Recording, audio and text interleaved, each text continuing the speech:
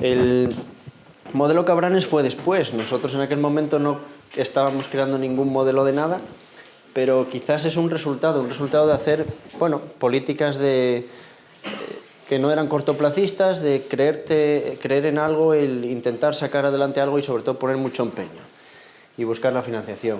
Cabranes, estos son datos estadísticos, como veis, y os cuento un poquitín lo primero, el concepto de por qué atrae Cabranes.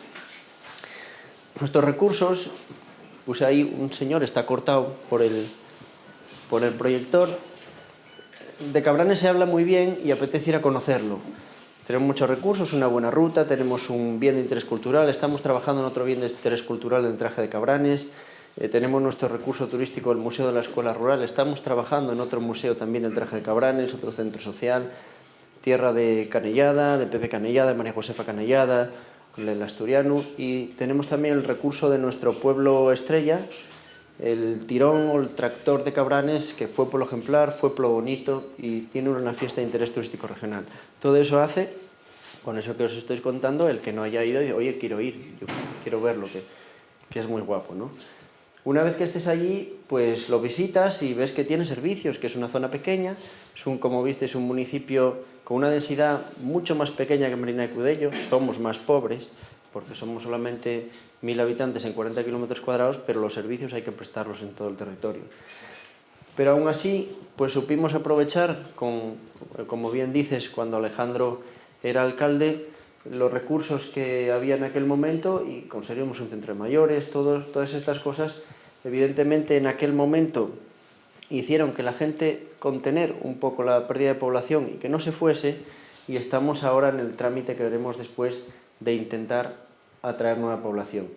El centro de mayores tiene 16 plazas, tiene también un centro rural de apoyo diurno con otras 28, el parque empresarial, que está en medio desarrollo, lo cogió la crisis relativamente. Si lo coge 4 años después, no hay parque, pero si lo hubiera cogido 4 años antes estaría lleno. Entonces, bueno, no nos quejamos porque está ahí un poco en medio desarrollo. Dentro del parque está el centro de empresas. El centro de empresas yo lo destaco como algo fundamental en repoblamiento. Un centro de empresas es un espacio donde tienes puedes alquilar en nuestro caso son 212 euros al mes, un espacio instalado con 50 metros cuadrados, con todos los servicios, banda ancha incluida, y con sus oficinas. Eso te hace que, como vimos el ejemplo del catering que tenemos aquí atrás, es de la empresa Asturcilla, la cooperativa Kikiriku, que está instalada en ese vivero de empresas. Probablemente, si hubiesen tenido que hacer una inversión de 50 a 100.000 euros para ponerse a funcionar, pues hubiesen tardado un poco más o quizás no lo hubiesen logrado. En la misma manera, luego nos hablará también Juanjo y Jorge de Gente App, que son los otros compañeros que están en la otra nave, que nos contarán por qué están allí. No, ahí no les destripo nada. Y evidentemente nuestro proyecto es continuar haciendo más naves. Ojalá en esta legislatura podamos conseguir hacer otras 3, porque son espacios fundamentales.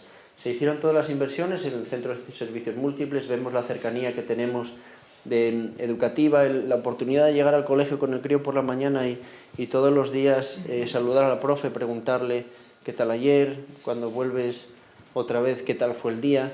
Yo mis niños, que los tengo por una coyuntura, quiero llevarlos aquí, pero no lo consigo todavía, cada uno en su casa luego tiene sus problemas, ¿no? Pero bueno, la idea yo creo que sí es buena es esta, y veo al profesor 2 veces al año en tutorías, porque hay otra barrera, ¿no? Es otro tipo de educación no tan cercana. Incluso aquellos que tienen pues necesidades especiales tienen una educación, el colegio rural de toda la vida, como el que yo me crié.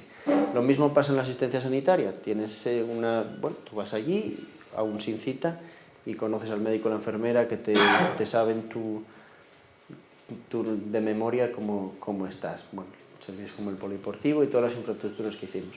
Una vez que vas allí, pues quieres quedarte o lo intentas. Nos consta que uno de cada 2 altas nuevas en el padrón se quedan en Cabranes. Eso quiere decir que la mitad intenta ir, no lo logra, la otra mitad de los que van lo consiguen. Esa es la estadística resumida de los que van a Cabranes. Hay iniciativas, como bien dije, 2 están en el vivero y hay muchísimas más que evidentemente se están empezando a montar en Cabranes y es por la razón que os cuento y el tema que nos trae aquí. Este es nuestro modelo de crecimiento basado en las comunicaciones. Se habló mucho de comunicaciones, hablasteis en Marina de Cudello, habló Pablo de comunicaciones y nuestra experiencia personal. Cuando llegamos en junio de 2003, como visteis en aquellas elecciones del 2003, en Cabranes, en comunicaciones, todo lo más a lo que podíais aspirar, recordáis aquellos módem de 56K en la capital, era lo máximo que podía haber. Yo llegué a conectarme con un track digital, llegué a tener una tarifa plana de Terra, pagaba cuando te decían, ¿cómo vas a tener una tarifa plana? Sí, pues sí, llegué. Tenía un invento que hacía que aquello pudiera funcionar, pero era la excepción. Había una necesidad de Internet tremenda. Y había una necesidad de Internet donde veíamos, porque ya veníamos de años anteriores, que con los operadores privados no llegabas. Era mucho dar la lata y ya se veía la perspectiva de que ellos, en un territorio no rentable, no iban a invertir. Decidimos entonces intentar hacerlo nosotros. Y empezamos primero con las instalaciones del telecentro que tenían esa conectividad eficiente. Nuestro primer avance en comunicaciones radio fue con un enlace a 11 kilómetros desde un municipio vecino que estaba en aquel momento en la sede de la mancomunidad y con 11 kilómetros con radio en 11G, en el estándar doméstico, en el que tenemos en nuestros teléfonos. Con aquello cubríamos con una antena de parrilla así, que ahora ya no se utilizan esas cosas, esa distancia con medio mega. Con ese medio mega dimos servicio al telecentro y vimos, bueno, que aquello iba bien. Nunca nadie tenía medio mega, fijaros, 2003. Era una conexión espectacular. Teníamos el ayuntamiento y el telecentro con una conectividad que daba gusto. A partir de ahí vimos que aquello podía crecer, ¿por qué no? Empezamos a darle servicio a los colegios y a plantearnos que podíamos estirarlo un poquitín. Tal es así que planteamos el proyecto del Cabranes.net, como igual que desarrollo en otros lugares, un poco más ambicioso. Empezamos a andar todo el territorio, es decir, sacamos un bando para atender la demanda de aquellos que querían tener servicio de Internet en su casa. Elaboramos todo ese proyecto y ahí, como viene, en 2005 conseguimos ser operador de comunicaciones, una licencia de la Comisión del Mercado de las Telecomunicaciones que todavía tenemos vigente y que explotamos a día de hoy con 40 usuarios residuales. En aquel momento fue cuando la obtuvimos. Todo esto está muy bien, pero hace falta perras.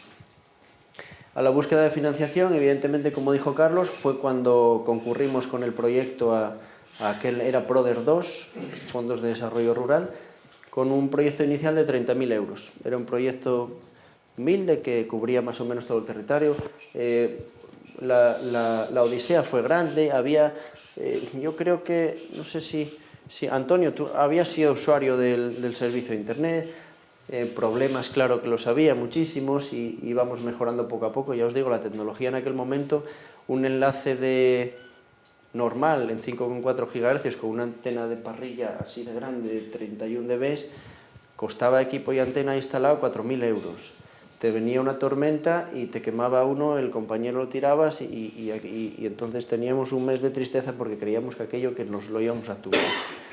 Conseguimos tener unos buenos protectores de sobretensiones después de indagar mucho, que todavía están funcionando y no dan ningún problema, para evitar el corte de neutro, y eso nos hizo por lo menos dar un poco de oxígeno, que cuando invertíamos algo ya estaba protegido. Empezaba a ser rentable cuando lo que tenías protegido valía más que el propio protector, que andaba por los 800.000 euros. En marzo de 2006 hay una ampliación y, como veis, todo este proceso de inicio, julio de 2006 hacemos la ordenanza reguladora del servicio, hacemos la ordenanza fiscal, que todavía están en vigor las dos. Es toda una legislatura para poner en marcha un proyecto de comunicaciones. No lo hicimos en 4 días, eran tiempos difíciles, cambió un montón. Yo no sé si César está por aquí ya, no, está con el crío. César sabe lo que cuesta ahora una pareja de equipos, equivalente a aquellos 4.000 euros. Ahora con 300, 500 euros tienes un enlace de, ya no sé, el ancho de banda que da eso, 150 megas. Y claro, entonces estamos ahora en unos tiempos bastante más favorables que estábamos en aquella época. esos 100 usuarios, cuando por fin el 1 de enero del 2007, que es esa fecha que tengo ahí marcada, es cuando entra en vigor el servicio empezando a cobrar a los usuarios de alta, porque hasta entonces estaba en pruebas toda esa legislatura y en desarrollo.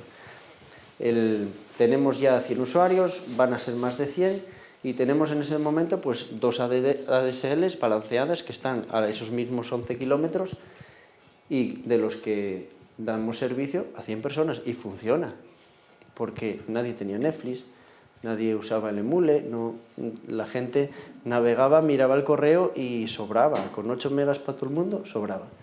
Llegó muy bien, llegamos con todo esto al 2010, 2 de enero de 2010, cuando la red Asturcom contempla Cabranes como destino para llevar la fibra óptica. Llega a Cabranes porque los usuarios potenciales de Cabranes son todo el territorio, los 40 kilómetros cuadrados, no solamente aquellos que están en la capital. Como ya teníamos la red montada, llega la fibra. Llega en un buen momento porque las gráficas de tráfico cambiaron de ser de picos a ser continuas. Ya empezaba la gente a usar continuos multimedia, a bajarse cosas, y ya empezaba a saturarse. Teníamos 2 líneas, como solíamos decir, una para navegar y correo y la otra para la basura, para todo lo demás. No estaban realmente balanceadas, era una para el resto de puertos, y ahí que se mataran todos y el que primero llegara pues que lo gastara todo. Tenemos fibra óptica 100 megas y bueno, eso es otra cosa. El momento que llega la fibra, además por el modelo público, nosotros no competimos con operadores dominantes. Llega la fibra, operan Telecable, Adamos, esta feria, Orange y demás, y nosotros damos de baja de oficio a esa gente que está en zona de fibra, se lo quitamos, aunque pierda rentabilidad, porque al fin y al cabo no se trata, es un ayuntamiento que está con una política de red de llevar el servicio donde otros no llegan. Cuando lleguen otros, se lo quitamos, aunque no quieran, porque le va mejor lo nuestro a algunos. Pero claro, no estamos para eso porque tampoco podríamos asumir tanto. En mayo de 2014 es otro hito que pongo ahí, porque la nueva Ley General de Telecomunicaciones parece que no somos una minoría, o bueno, solo somos nosotros, pero entiende que a los operadores públicos de comunicaciones pues eso no tiene sentido. Entonces nos dice que para seguir prestando el servicio o bien creamos una sociedad pública de gestión o bien lo gestionamos de manera indirecta, pero no podemos prestar de manera directa un servicio como operador de comunicaciones. Eso te cierra la puerta a los nuevos. Cuando yo estoy contando que pueden copiar este modelo, automáticamente la ley te dice no, tú ya no puedes. No es que no puedas, si es más complejo, lo que tienes es que efectivamente hacerlo con esa modalidad. Y en cuanto a crecimiento, ahí hay un 10, bueno, el 10 es como un concepto de idoneidad. 10 son más los años de evolución que tuvimos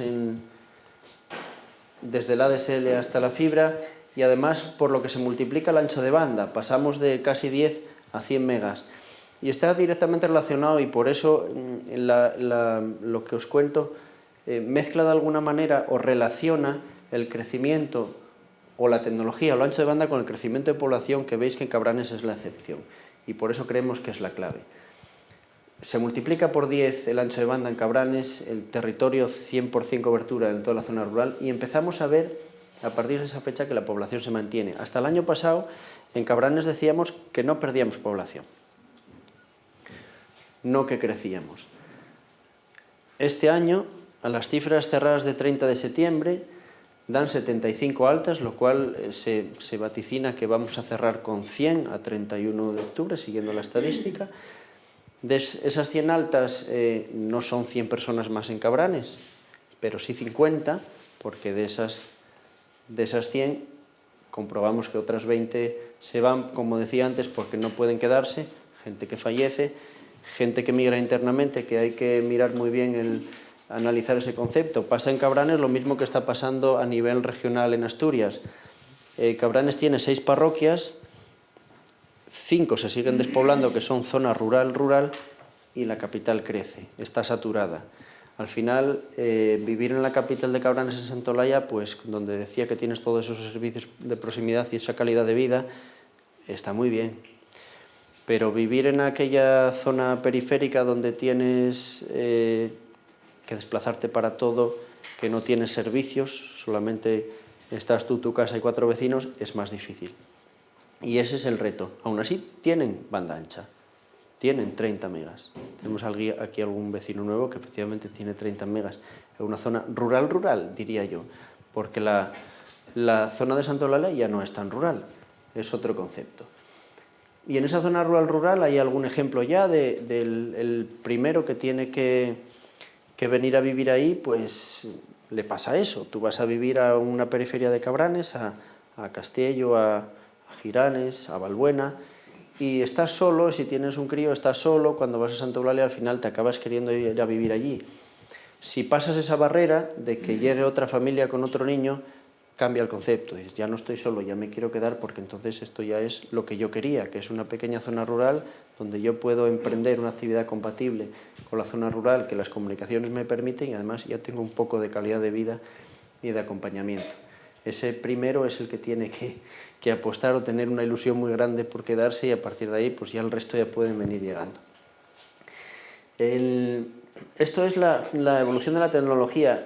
Son 2 detalles. Pongo esto aquí, en esto que nos come la pantalla, hay una torre de comunicaciones muy limpia. Aquello, 2009, era el entramado del proyecto de comunicaciones que funcionaba en aquel momento. Es un proyecto con banda libre 5,4 y 2,4, con más de 30 nodos repartidos por todo el territorio. No generaba mucha interferencia porque, como veis, Cabranes tiene una orografía bastante accidentada, entonces enterrabas un nodo en un valle y podías utilizar el mismo canal, que estamos hablando del 11G, del estándar antiguo. Todavía había mucho por ahí. Todo lo amarillo es 2,4 y lo rojo ya era 5,4. Eso cambió un montón. En 2019, según la evolución de la red, ahora tenemos 4 nodos consectoriales. Y con 4 nodos consectoriales seguimos cubriendo todo el territorio. Avanzó un montón la tecnología y estaríamos ahora en mejores condiciones de dar cobertura a todo el territorio que no teníamos en aquel momento, que estábamos haciendo un esfuerzo extra. Pero ahora, por la política que os decía antes, no es nuestra responsabilidad hacer eso, solamente llevar servicio a quien no tiene otra cosa. Veis aquí entonces una torre que estaba llena de antenas que ya no le cogían más. Ahí estaba aquella de la que hablaba antes, aquella para alinearla tenía que estar uno en Paraes y yo allí con el portátil, con la aplicación de alineación y moverla a 1 milímetro. Es que era una cosa, no era vida aquello. Y ahora tienes estas que las apuntas a ojo, que tienen un campo que abre y suficiente. En ese sentido, pues yo solamente quería dejar constancia del mensaje de arreglarse con las comunicaciones. Todo lo que hablamos ahora, los que me precedieron, Pedro, Pablo, Jorge, evidentemente todos los proyectos de comunicaciones que tenemos necesitan evidentemente conectividad. Sin conectividad no hacemos nada. Sin carretera da igual que queramos llegar, que no llegamos. Y ahí yo resumiría todo el concepto en 4 maneras de llegar. Una serían los operadores privados, que la desecho ya, porque el operador privado en una zona rural no rentable no va a invertir, porque llevamos 16 años, no, más de 16 años viendo que no invierte, pues no le interesa. Su mercado en la zona urbana es muchísimo más rentable que en la zona rural y nunca lo va a hacer, salvo financiación externa. Otra opción es la administración pública, en este caso regional, estatal, no nosotros. Nosotros, tener que hacerlo nosotros es un apaño porque nadie pudo hacerlo por nosotros y nos tuvimos que buscar la vida, pero no sería lo idóneo.